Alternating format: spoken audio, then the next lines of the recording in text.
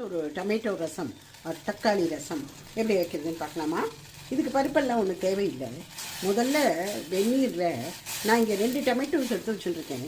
அது ரொம்ப சின்னதும் இல்லை, ரொம்ப பெருசும் இல்லை. அந்த மாதிரி கட் பண்ணி ஒரு 5 மினிட்ஸ்க்கு இதில் விட்டுடணும். அப்படி ஒன்று பண்ணிக்கலாம். மிளகு சீரகம் ரெண்டும் அரை ஸ்பூன் வச்சுக்கோங்க. மிளகு கொஞ்சம் குறைச்சலாக வச்சுருக்கேன். 2 பூண்டு வாசனைக்கு கொஞ்சமாக கருகப்பிலை.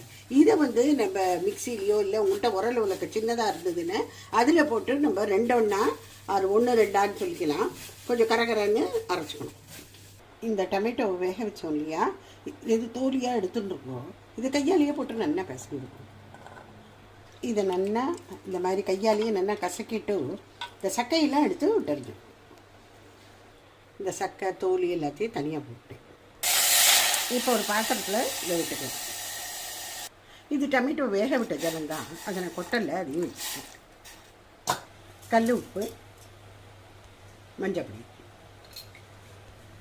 பெருங்காயம்.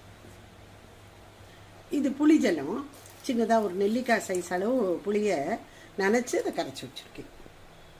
இங்கே ஒரு பேனில் ஒரே ஒரு ஸ்பூன் எண்ணெய் விட்டுருக்கேன் தாளிக்கிறதுக்கு. ரசத்துக்கு கடுகு, 2 மிளகா சொன்னோம் இல்லையா பொடி, அதையும் போட்டுருணும்.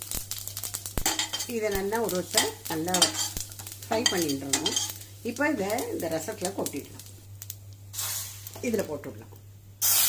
இப்போ நம்ம இனிமேல் இறக்கிடலாம். கொத்தமல்லியை நிறையா போட்டுக்கோங்க. இந்த ரசம் அவ்வளோ டேஸ்டியாக இருக்கும். ரொம்ப ரொம்ப சிம்பிள்.